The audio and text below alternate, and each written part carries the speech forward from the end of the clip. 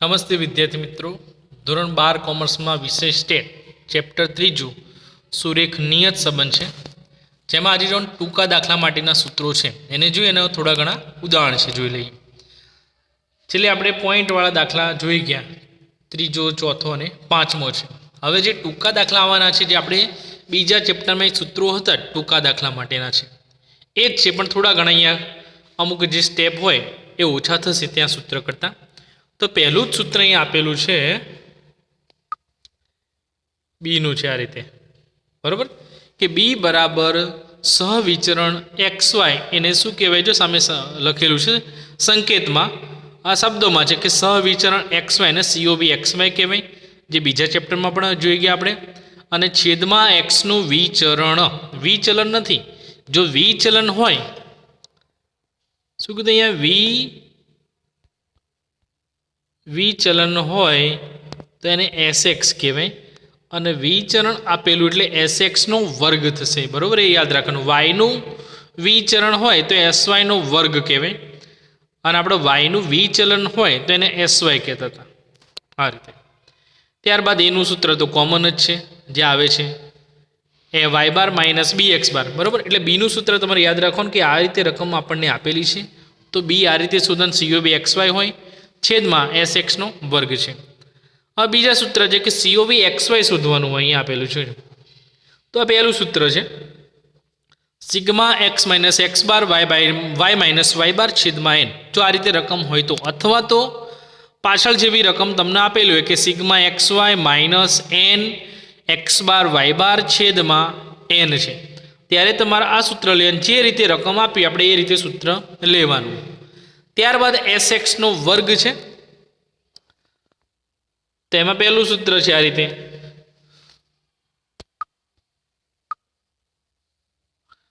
Sigma x minus x બારનો વર્ગ ભાગ્યા એન. ખબર છે આ સૂત્ર ક્યારે આવતું? પૂર્ણાંકવાળી રીત આવતી ત્યારે, પહેલો દાખલો ગણી.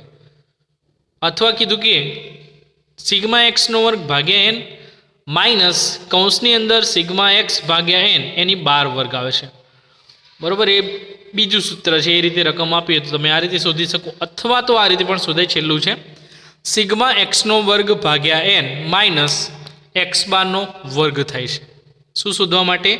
એસ એક્સનો વર્ગ શોધવા માટે. ત્યાર પછી છે કે એસ વાયનો વર્ગ છે, તો એ જ રીતે સૂત્ર છે અહીંયા.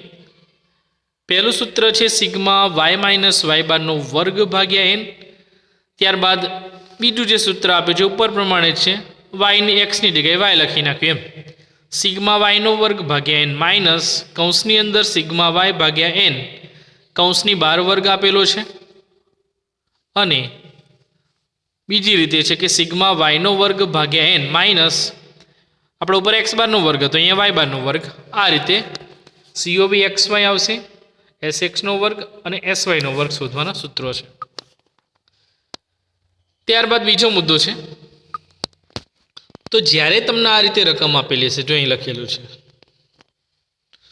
છે એક્સ બાર વાય બાર આર અને એસ એક્સ હોય, અથવા તો એસ એક્સનો વર્ગ હોય, તો આપણે એસ એક્સ સુધી નાખવાનું વર્ગમૂળ કાઢીને, બરાબર છે.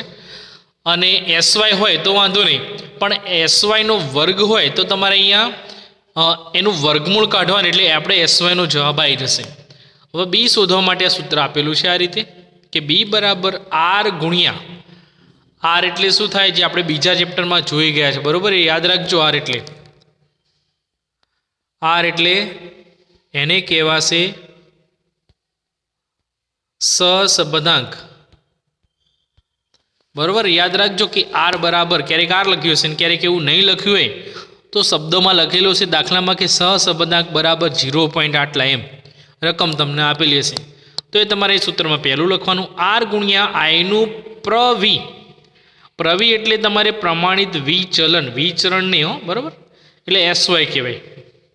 અને છેદમાં એક્સનું પ્રમાણિત વિચલન પ્રવી, એને એસ એક્સ કહેવાય.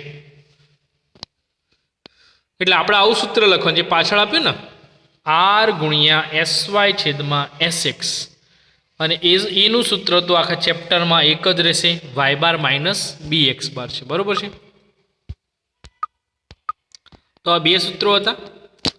હવે થોડા ઘણા ઉદાહરણ એના જેવા જોઈ લઈએ. જેથી કરીને તમે સ્વાધ્યાયના દાખલા પણ ગણી શકો. હવે અહીંયા રકમ એવી છે, ઉદાહરણ નંબર 8માં છે, જો કે વરસાદને જો એકમ સેન્ટીમીટર બરાબર એક્સ ગણવાનું છે અને બાજરીની ઉપજ છે ને વાય કહેવાનું, વાયમાં પ્રતિ હેક્ટર, એટલે આપણે જવાબ જ્યારે આવે ને વાય કેપનો છેલ્લે તેમાં ક્વિન્ટલ પ્રતિ હેક્ટર લખવું પડે. હવે અહીં રકમ આપેલી n બરાબર 10 છે, x બાર 40, y બાર 175, sx બરાબર 12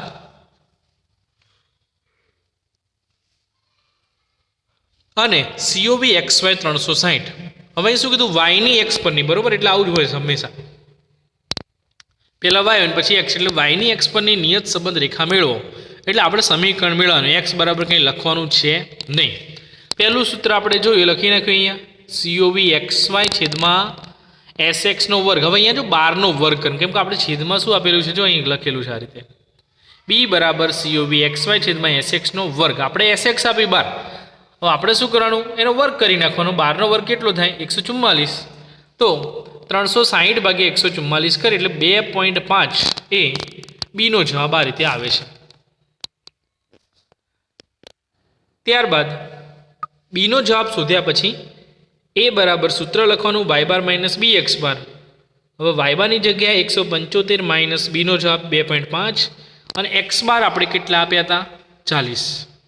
તો 175 માઇનસ 100, 2.5 ગુણ્યા 40 એટલે 100 થાય.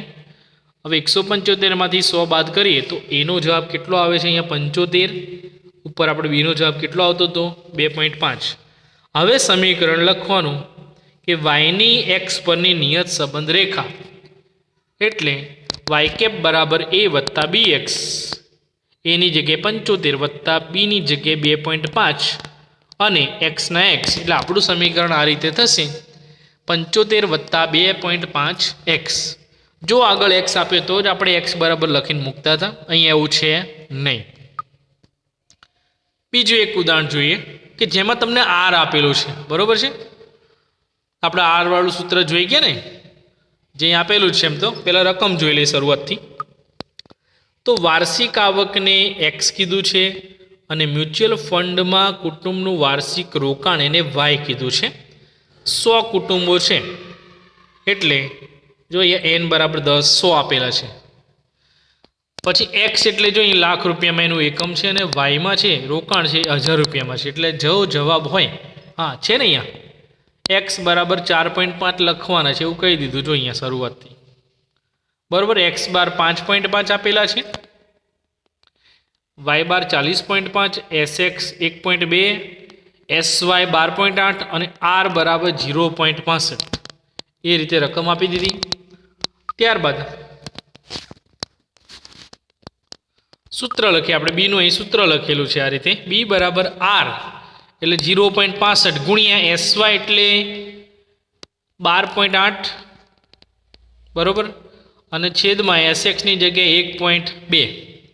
હવે 0.65 ગુણ્યા 12.8 ભાગ્યા 1.2 કરે એટલે એનો ગુણાકાર નહીં થઈ જાય. આ રીતે સીધો જવાબ જ અહીં આપેલો છે આપણને કે 6.93, પણ 93 પછી 3 જ છે, એટલે આપણે જવાબમાં પણ 93 જ લખવાના થશે, પોઈન્ટ પછી 2 રકમ, એટલે બી બરાબર 6.93 આવશે. હવે એનો જવાબ જોઈ લે સાથે સાથે. તો સૂત્ર મૂકી દીધું, વાય બાર 40.5 માઇનસ બી એટલે 6.93, એક્સ બારની જગ્યાએ 5.5. હવે 40.5 ગુણ્યા ઉપરનો ગુણાકાર 38.115 આવે છે, એટલે કેટલા વધશે, 2.385. એટલે 38 જગ્યાએ આપણે એ બરાબર જવાબમાં 2.39 લખાય. કેમ, 8 પછી 5 છે, એટલે 38 જગ્યા 39 લખી શકાય. હવે સમીકરણ એ વત્તા બી એક્સ, રકમ મૂકી દીધી એ અને બીની, પણ એક્સની જગ્યાએ આપણે અહીં 4.5 લખવાના એવું રકમમાં આપણને આપેલું છે, તો એની ગણતરી જોઈ લઈએ છીએ.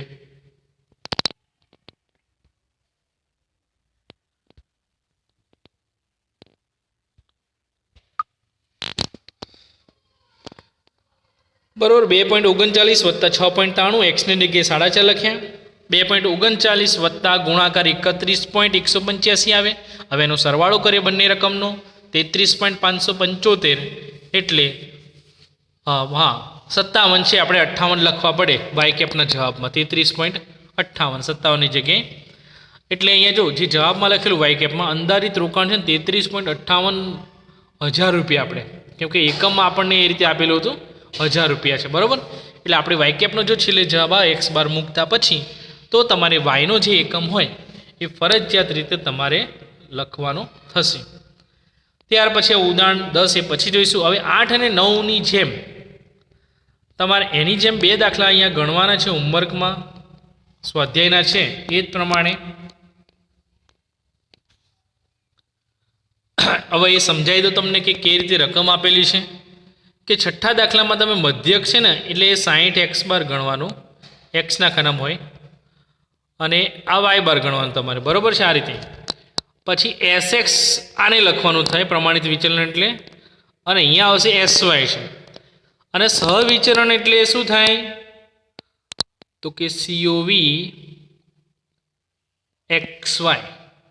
હવે અહીંયા કોઈ તમારે x બરાબર લખવાનું નથી, જે આપણે ઉદાહરણ કહું જોઈ ગયા 8મું ઉદાહરણ એ પ્રમાણે તમારે દાખલો એ ગણવાનો, સમીકરણ ખાલી લખવાનું થાય. પછી જે આપણે 9મું ઉદાહરણ જોઈએ એ પ્રમાણે છે. અહીંયા તમારે વરસાદ x છે અને મકાઈની ઉપજ છે y છે, એટલે xના ખાનામાં જે મધ્યક છે એને x બાર ગણવાનું, અને yના ખાનામાં જે મધ્યક છે એને y બાર. હવે વિચરણ છે એટલે શું થાય, આને SX નો વર્ગ આપી દીધો આપણે, એટલે SY શોધવાનું છે. અહીંયા જો XX આપણે 8 લેવાના થાય, કેમ કે R વાળું સૂત્ર છે ને, R ગુણ્યા SY છેદમાં SX, સહસંબંધાંક એને R કહેવાય, અને અહીંયા SY નો વર્ગ આપણને આપી દીધો, બરાબર છે 225. હવે એનું વર્ગમૂળ કાઢીએ આપણે 225નું તો કેટલા થશે 15. એટલે આ રીતે આપણે રકમ લેવાની, આરની SX બરાબર 8 લેવાના 64ની જગ્યાએ, કેમ કે વર્ગ છે, આપણે વર્ગમૂળ કાઢીએ તો 8 થાય 64નું, અને SY નો વર્ગ 225 છે, આપણે SY લેવાના છે, એટલે 225નું વર્ગમૂળ કેટલું થાય 15. પછી સમીકરણમાં તમારે જો વરસાદ એટલે x બરાબર 60 મૂકવાના, અને જવાબમાં તમારે આ લખવાનું થાય ક્વિન્ટલ પ્રતિ હેક્ટર, બરાબર. આ 2 ઉદાહરણ 8 અને 9, અને એ પ્રમાણે છઠ્ઠો અને 7મો દાખલો છે 3.2નો, એ હોમવર્કમાં લખવાનો છે. ઓકે.